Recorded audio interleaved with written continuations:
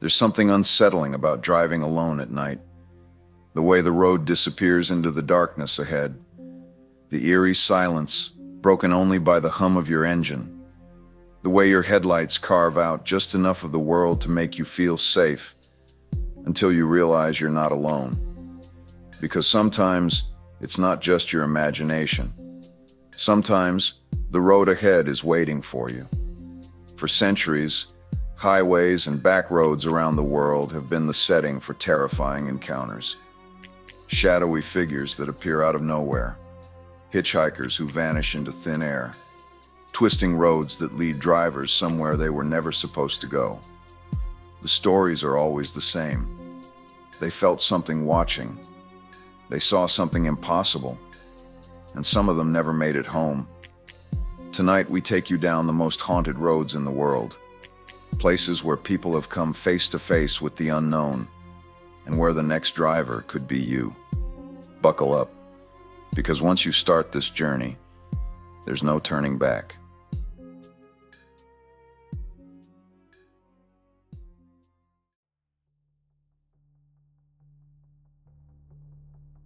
I don't know why I went there. Clinton Road, a name I had heard whispered in urban legend forums. A place labeled as one of the most haunted roads in America. Some say it's cursed. Others say it's just an old stretch of asphalt cutting through the woods of New Jersey. But I had to see it for myself. The first thing I noticed when I turned onto Clinton Road was the silence. No sound of birds, no rustling of leaves, just the hum of my engine, swallowed by the dense, dark forest pressing in on both sides. The road twisted unnaturally, winding deeper into nothingness. The further I drove, the more it felt like reality was thinning, stretching into something else. And then I saw it. The bridge. The stories all say the same thing. Years ago, a boy died here. Some say he fell into the water while trying to fetch a coin. Others say something pulled him under. The locals call it Ghost Boy Bridge because if you toss a coin into the dark water at midnight, the boy's spirit will return it. No one knows why. Some say it's a game. Others say it's a warning. But every story ends the same way. If you stay too long, you won't be alone. I didn't want to believe it. I stepped out of my car, my breath hanging in the cold night air. The bridge was smaller than I expected, just a simple stone crossing over the black, still water. But the silence here was different, heavier. I pulled a quarter from my pocket and rolled it between my fingers. The metal felt strangely cold, almost too cold. I flicked it into the water. The sound barely echoed. It was as if the coin had vanished before it even touched the surface. I waited. Nothing. Just the wind, whispering through the trees. I exhaled, shaking my head. Just a story. Just a stupid urban legend. I turned to leave. Then I heard the splash. It wasn't the normal sound of something dropping into the water. It was deliberate. I turned back. The water rippled gently, as if something had surfaced, then disappeared. I took a step closer. My heart pounded. Then, a small clink. A coin, resting on the damp stone of the bridge. The exact same coin I had just thrown. My breath caught in my throat. I reached for my phone to take a picture, but my fingers were trembling. That's when I noticed the air had changed. It was colder now. The hairs on my arms stood on end, and then, in the reflection of the water, I saw it. A shadow. Not mine. Something was standing behind me. I ran. I didn't look back. I threw myself into my car and slammed the door shut, my hands shaking as I jammed the key into the ignition. The headlights flickered as the engine roared to life. But in the rearview mirror, there was a figure standing in the middle of the road. Small. Still. A boy. I hit the gas. I didn't stop until I was miles away, until Clinton Road was far behind me, until my heart finally stopped slamming against my ribs. I told myself I imagined it, that my mind played tricks on me, that urban legends are just that, legends. But when I got home, I emptied my pockets, and there, resting at the bottom, was a single quarter. Not just any quarter. The exact same one I had thrown into the water. The legend is real, and something came back with me. A highway where drivers vanish without a trace, a mountain road where a woman in white waits for her next victim, a cursed stretch of asphalt where reality bends into something else. Tell me, how far do we go? And whatever you do, don't stop driving.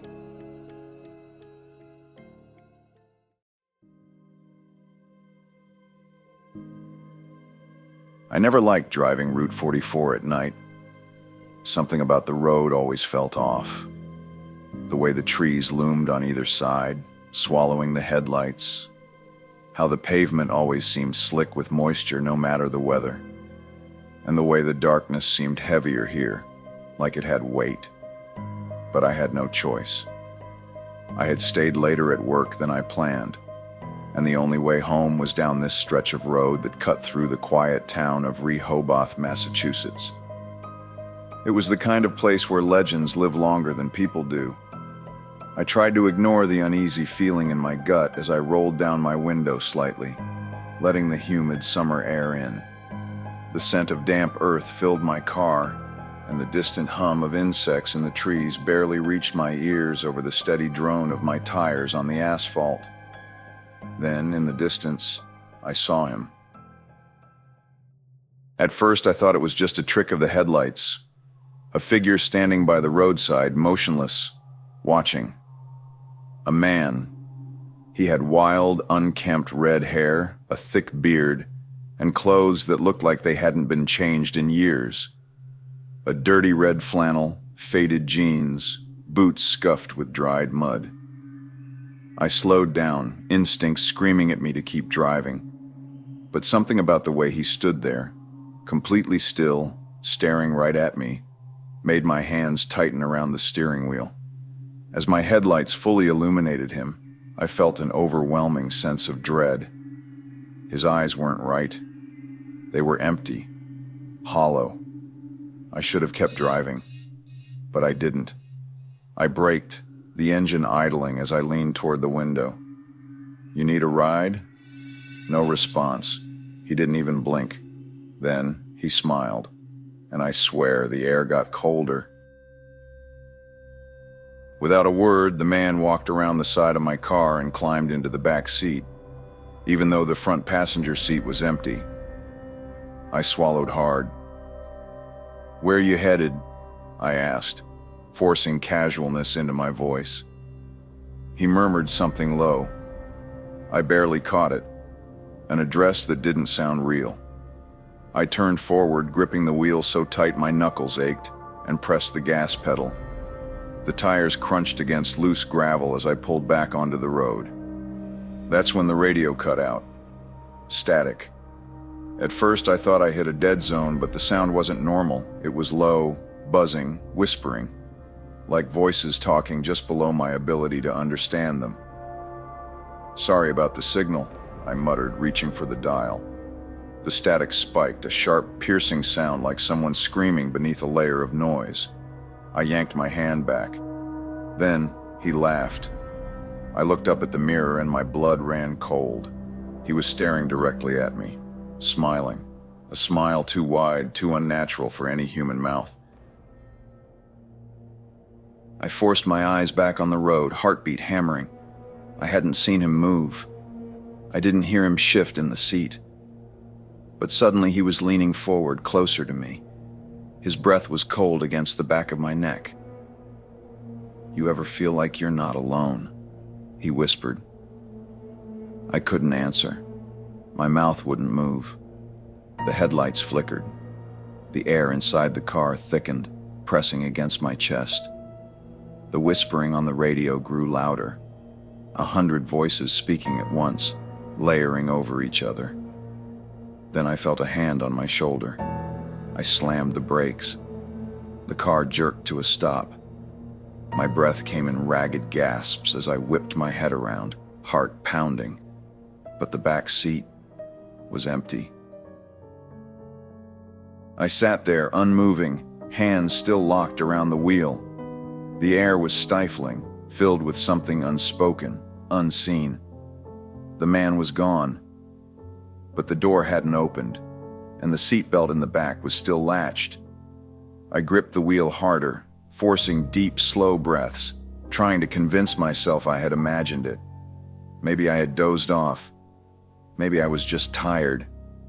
But as I turned my eyes to the rearview mirror, he was sitting there again. Closer this time. His head tilted at an unnatural angle, his grin even wider. His teeth looked wrong.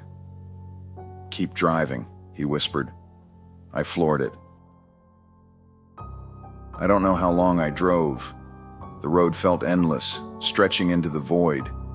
The static on the radio never stopped, the whispering only growing more distorted. The air grew colder, the shadows outside the window stretching too far from the trees. Then suddenly the road ended.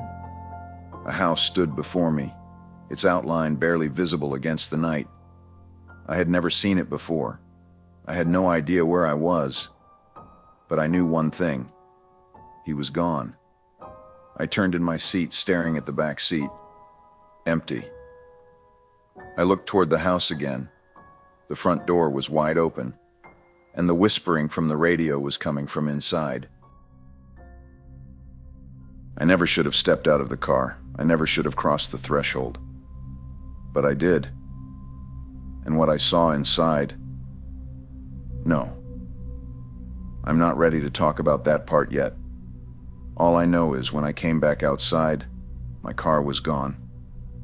Stranded in the middle of nowhere, with nothing but the whispering around me, I realized something chilling. The house wasn't real. The road had never ended. And somewhere out there, he was still waiting for his next ride. A mountain pass where ghostly figures walk beside your car. A highway where drivers vanish without a trace. A back road where the deeper you go, the less real the world becomes. Tell me, how much further do you dare to go?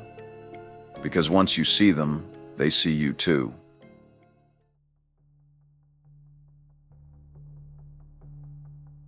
Some roads feel alive. Late at night, when the world is silent, when the hum of distant cars has faded into nothing, there are places that don't let you forget what happened there. Places that seem to hold on to tragedy, whispering the past to anyone who dares to listen. Annie's Road is one of those places. It's a quiet stretch of Riverview Drive in Totowa, New Jersey. Just another forgotten road winding through the trees, flanked by rusted guardrails and flickering streetlights. But to those who have driven it late at night, it is something more. A place where the past refuses to stay buried. I didn't believe the stories at first. I thought it was just another urban legend. Another exaggerated ghost story passed down through generations. But after what I saw that night, I'll never doubt again. The story always starts the same way. A girl named Annie was on her way home from prom. She was young, beautiful, full of life, until she wasn't. No one knows exactly what happened. Some say she was in a car crash, thrown from the vehicle onto the pavement, left bleeding in the cold. Others claim she was walking home alone when a drunk driver came speeding around the bend, hitting her and leaving her for dead. Some versions are worse. They whisper about a group of men who picked her up that night, who never planned to take her home. They say her screams were heard too late, her body dumped on the side of the road, her dress torn, her face unrecognizable. But no matter the version, Annie never made it home. Her body was found in the morning, and ever since then, she's been waiting. I wasn't looking for ghosts. I wasn't even thinking about Annie's Road when I ended up there. It was past midnight, and I was heading home from a friend's place. I had taken this route dozens of times before. It was a shortcut, a quiet road that cut through town, hugging the river. But that night, something felt wrong. The moment I turned onto Riverview Drive, the air seemed thicker. Not colder, just heavy. Like stepping into a room where someone had been talking about you just moments before. The streetlights flickered as I passed. I ignored it. Then the radio cut out. 1 second, it was playing. Some late-night talk show murmuring through the speakers. Then, silence. Then, static. I saw her just after the bend. At first, she was just a shape in the distance, standing by the guardrail, motionless. I slowed down.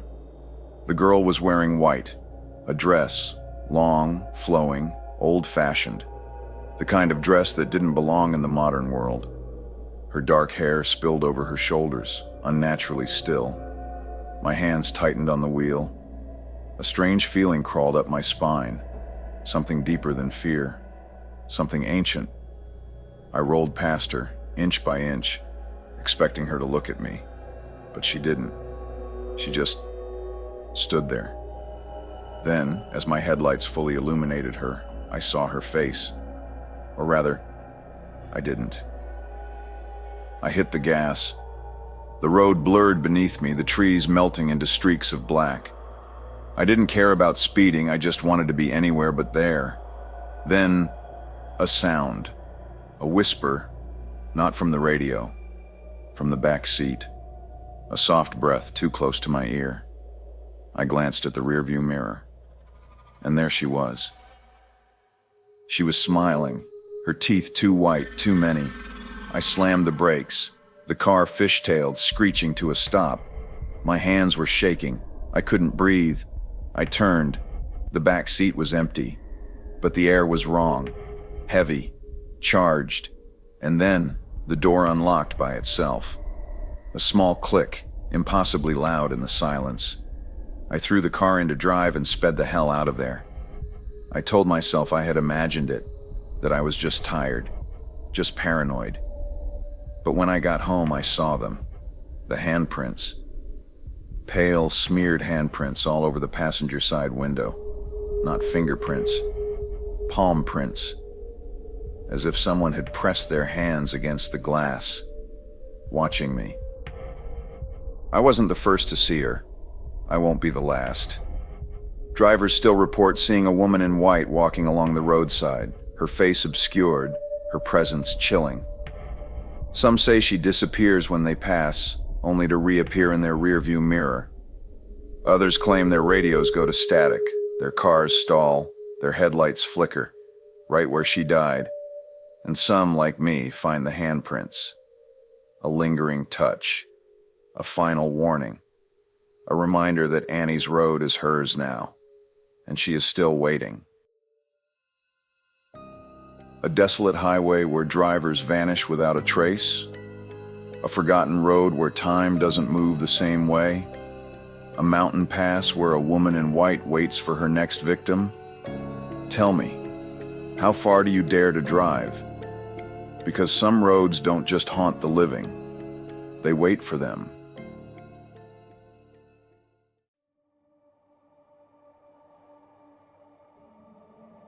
Pluckley, England.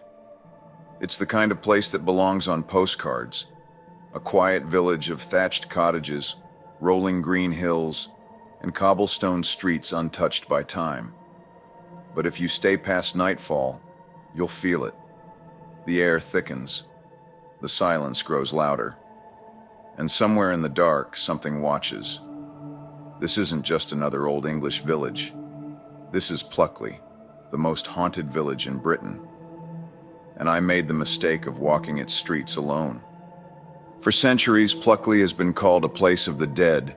At least 12 different spirits are said to haunt its narrow streets and fog-laden woods. People claim the town is cursed, that those who die here are never truly gone. Some ghosts linger in the places they died. Others walk the roads searching for something they lost. And some don't want to be seen. I came to Pluckley for the stories. I left with one of my own. It was just after midnight when I set out. The streets were empty. Too empty. The only sound was the wind moving through the trees, whispering through the cracks in old brick walls. I passed by St. Nicholas Church, its medieval gravestones glowing pale in the moonlight. And that's when I saw her. She was standing among the graves, a woman in white, motionless, her head slightly bowed. At first I thought she was a statue. Then she moved. Slowly she turned toward me. Her face was blurry, like smoke drifting through glass. And then she was gone. I blinked, my breath stuck in my throat. The graveyard was empty, but the air was wrong. It smelled of burning, a sharp, acrid scent, like scorched fabric. I didn't know it then, but I had just seen the watercress woman, a spirit doomed to wander the village after setting herself on fire. And she was only the first. I should have gone back to my car. Instead, I kept walking. The road led me to Daring Woods, better known as the Screaming Woods. They say the trees here whisper, that if you step inside at night, you never walk out alone. Some have heard screams echoing through the trees, the desperate cries of those who were lost and never found. And as I reached the edge of the woods, I heard it too. A voice, distant but growing closer, a low, rasping whisper. Not words, just a sound, a breath. And then the footsteps began. I turned, expecting to see another late-night explorer, but the path behind me was empty. Still, the footsteps didn't stop. They were moving toward me, slow, deliberate, crunching over dead leaves only a few feet away. Then, a sharp gust of wind slammed into me, and with it, a scream. A sound so raw, so full of pain, it wasn't human. The trees around me shook. Something moved in the darkness, fast, faster than anything should. And suddenly, I knew I had to leave. I ran. I didn't stop until I reached the Black Horse Inn, a pub that's been standing for centuries and has its own ghosts. The bartender barely looked up as I stumbled inside. "First time in Pluckley?" he asked. I nodded, trying to catch my breath. He sighed. "You're lucky. Some people don't make it back from the woods." I started to laugh, but then I felt it. The cold, the unmistakable chill of something standing right behind me. And in the mirror behind the bar, I saw the handprint appear on my shoulder, a perfect ghostly imprint. I left Pluckley the next morning, but the feeling never left me. To this day, I wake up hearing whispers. Sometimes I find handprints on my mirror, smudges on my window. And once, just once, I woke to the smell of burning fabric. Some places hold on to their dead, and some ghosts never stop searching for the living. There are more streets like this, more roads where shadows linger, more places where whispers follow you home, more paths that take you somewhere you were never meant to go. And if you're not careful, you might find yourself walking one, because these roads don't just lead you somewhere, they take something from you.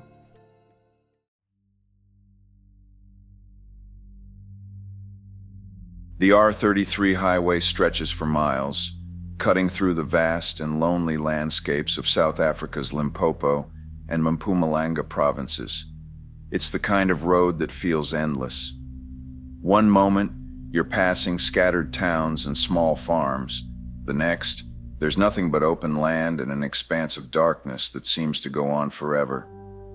The wind howls through the grasslands, the stars burn bright overhead, and if you drive long enough, you begin to feel like the only person left in the world. But you're not. Because on certain nights, if you drive the R33 alone, you may see him, the phantom biker. And if you do, Pray that he doesn't follow you home. No one knows exactly when the legend began, but everyone in the surrounding villages has heard the story.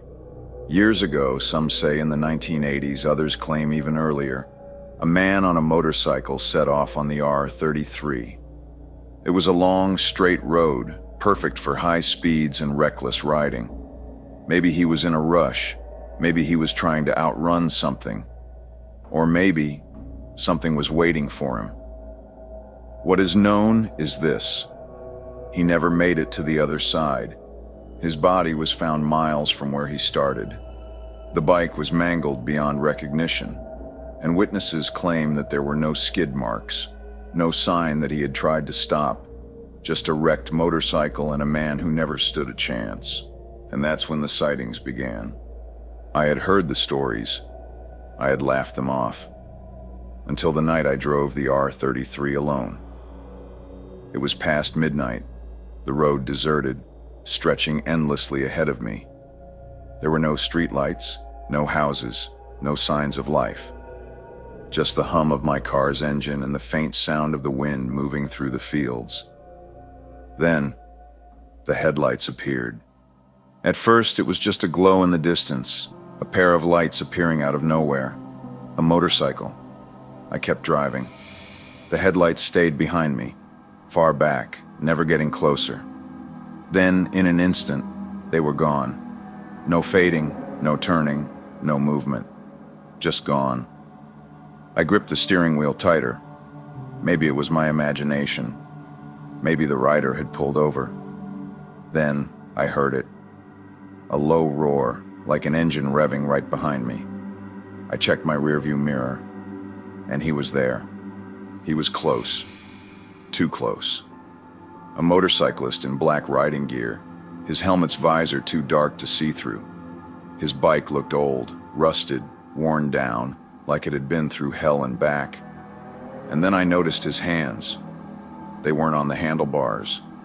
The bike was moving on its own, and as I stared in horror, he lifted one gloved hand and waved.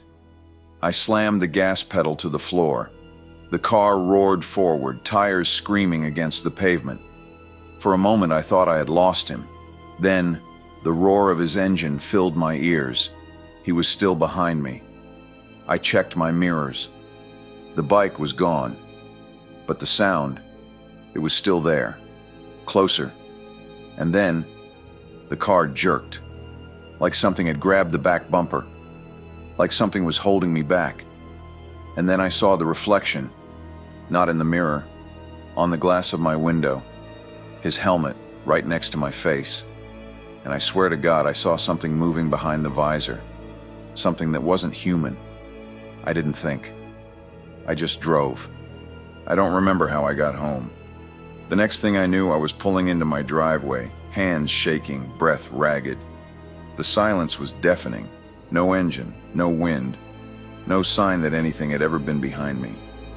But the next morning, when I stepped outside, my car had scratches on the rear bumper, and sitting on the hood was a motorcycle helmet, old, rusted, and covered in dust, as if it had been buried for years.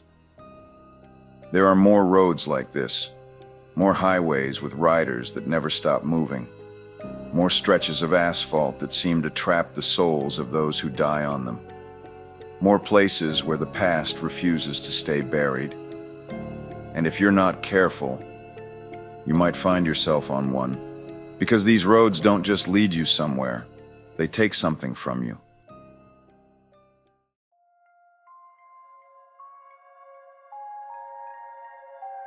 Mount Victoria Pass, Australia.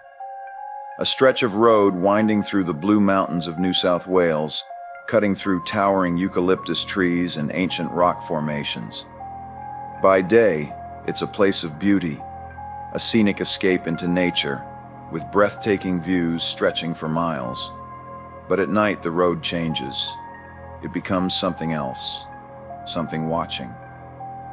Travelers have long whispered about the Lady in Black, a vengeful spirit who walks this road in search of the one thing she can never have again: justice. Some say they've seen her standing at the roadside, her black veil fluttering in the wind. Others say she appears suddenly in the middle of the road, forcing drivers to swerve, and some never see her at all. They just hear the footsteps and the knock on their car window. Her name was Caroline. At least that's what some say. The year was the mid-1800s, a time when this road was nothing more than a rough, dangerous track through the mountains. Caroline was a young woman of wealth, traveling with a trusted coachman. She was heading to meet her fiancé, a man she had never seen but was promised to marry. It was supposed to be the start of a new life. But she never made it. Somewhere along this road, her coachman betrayed her. Maybe he had been planning it all along. Maybe it was a crime of opportunity, a moment of madness. What is known is that her screams were heard, briefly. Then, only silence. Her body was found weeks later, buried beneath a layer of leaves deep in the bushland. And ever since then, she has never left. I had heard the stories. I thought they were just that, stories. Until the night I drove through Mount Victoria Pass alone. It was past midnight, and the road was empty. The only sound was the wind rustling through the trees and the occasional chirp of unseen creatures in the bush. The air smelled of damp earth, eucalyptus, and something else, something old. Then, as I rounded a sharp curve, my headlights caught something. A figure, a woman, standing motionless in the middle of the road. She was wearing a black dress that seemed to shimmer, flowing unnaturally as if caught in an unseen current. Her face was hidden behind a dark veil. I hit the brakes. My tires screeched against the pavement as I yanked the wheel to avoid hitting her. And then, she was gone. I sat there, my hands trembling against the steering wheel. I knew what I had seen, or rather, what I had almost hit. I swallowed hard, glancing at the road ahead. It was empty. Maybe I had imagined it. Maybe it was a trick of the headlights. But as I reached for the gear shift, the sound came. A slow, deliberate knock on my passenger side window. 3 knocks, loud, hollow. The kind of knock you hear when someone wants you to open the door. My breath caught in my throat. I turned my head slowly, and in the glass I saw her reflection. She was sitting in my passenger seat. I slammed my foot on the gas. The car lurched forward, tires screeching, the trees blurring past. For a moment I thought I had lost her. Then, the car jerked violently, like something was pulling it back. I gripped the wheel, struggling to keep control. Then I looked in the rearview mirror. She was still there. Only now, she was in the back seat. Her hands folded neatly in her lap. Her veil was lifted just slightly, and beneath it, there was nothing. No eyes, no mouth, just darkness. And then, she leaned forward. I heard a whisper, not in my ears, inside my head. This is where I died. I don't remember the rest of the drive. The next thing I knew, I was pulling into a gas station, hands shaking, breath shallow. The car felt wrong, as if it had carried something with it for too long. I stepped out into the warm night air, my legs unsteady. For a moment I felt normal again. Then, I saw the handprint, pressed against my back window. Small, delicate, like someone had been reaching out. Or worse, like someone had been watching me leave. There are more roads like this, more highways where shadows wait in silence, more places where ghosts don't rest and the past refuses to stay buried. And if you're not careful, you might find yourself on one. Because these roads don't just lead you somewhere, they take something from you.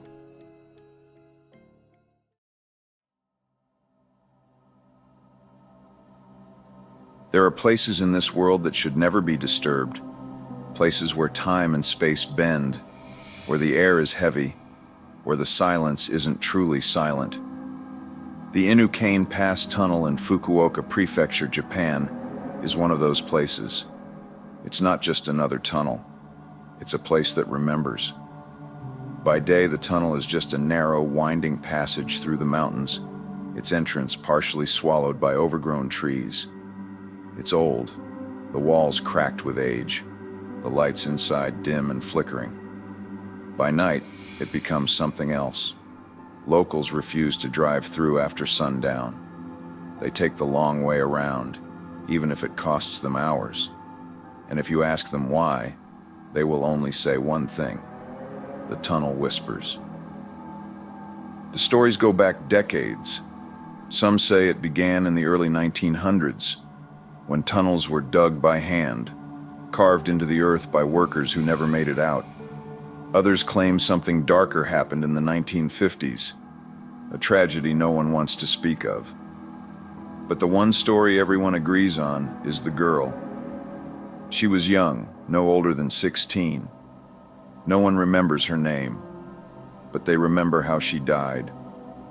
She was walking through the tunnel late one night, alone, carrying a small paper lantern to guide her way. Maybe she was on her way home. Maybe she had been running from something. She never made it out. The next morning, her broken body was found just outside the tunnel entrance, and the paper lantern still burning. Since that night, she has never left. I had heard the rumors. I had ignored them. It was supposed to be a shortcut, a faster way back to the city after a late-night drive through the mountains. I had taken this road before, but never after dark. As I approached the entrance of the Inukane Pass Tunnel, I felt it immediately. The air grew thick, like I had stepped into a room where someone had just finished speaking. A feeling pressed against my chest. Not fear, not yet, but something close. The tunnel yawned open before me, its entrance swallowed in shadows. I checked my phone. No signal. I checked my rearview mirror. The road behind me was empty. I should have turned around, but I didn't. I turned on my high beams, and I drove inside. Immediately, I noticed something was wrong. The walls of the tunnel were covered in moisture, making the concrete glisten like it was sweating. The air smelled damp, old, like rotting leaves. My headlights barely cut through the darkness. It was too dark. I checked my dashboard. The tunnel's lights weren't working. I wasn't alone, not yet, but I could feel it. Then the static started. My radio, which had been off, suddenly crackled to life, hissing, breaking apart into choppy whispers. It wasn't a station, it wasn't music. It was a voice, a girl's voice. I couldn't understand the words, but I understood the tone. She was warning me. I reached for the radio, but before I could touch the dial, the whispering stopped, and something cold touched my neck. I slammed my foot on the gas. The tunnel stretched endlessly ahead, the exit nowhere in sight. The temperature in the car had dropped drastically. My breath fogged up the windshield. Then I heard it, a soft tap on the passenger side window. Once, twice, 3 times, like someone was asking to come inside. I turned my head, and I saw it, in the reflection of the glass. A pale hand pressed against the window, thin, small, like a child's. Then, another hand, and another, and another, until the entire window was covered in ghostly handprints. And the whispers came back. I couldn't think. I couldn't breathe. The tunnel felt endless, stretching into forever. Then, for the first time, I saw the exit, but something was standing there. A girl. She was barely visible in the dim glow of my headlights. She wore a white school uniform, soaked with rain. Her hair was long and stringy, sticking to her face. I couldn't see her eyes, but I knew she was looking at me. And then, she opened her mouth. The whispers turned to screaming. I floored it. The moment I passed the tunnel's threshold, everything went silent. No whispers, no cold, no handprints. I was out, but I wasn't safe, because when I checked my rearview mirror, the girl was still standing there, watching, waiting, smiling. I didn't stop driving until I reached the next town. I pulled into a gas station, my hands shaking. I stepped out of the car, breathing in the warm night air, trying to convince myself it was over. Then I saw it, on my windshield, written in condensation in small, uneven letters. Don't come back. I haven't, and I never will. The Inukane Pass tunnel is still there. The whispers haven't stopped. And the girl, she's still waiting. Waiting for the next traveler to drive through. Waiting for you. Because once you hear her, she never stops whispering. And once she sees you, she never lets go. If you enjoyed this journey through the world's most haunted roads, let us know in the comments. Which one chilled you the most? And if you want more stories like these, don't forget to like, subscribe, and turn on notifications. Because next time, we're going even deeper into the unknown. Drive safe, sleep well, and don't look back.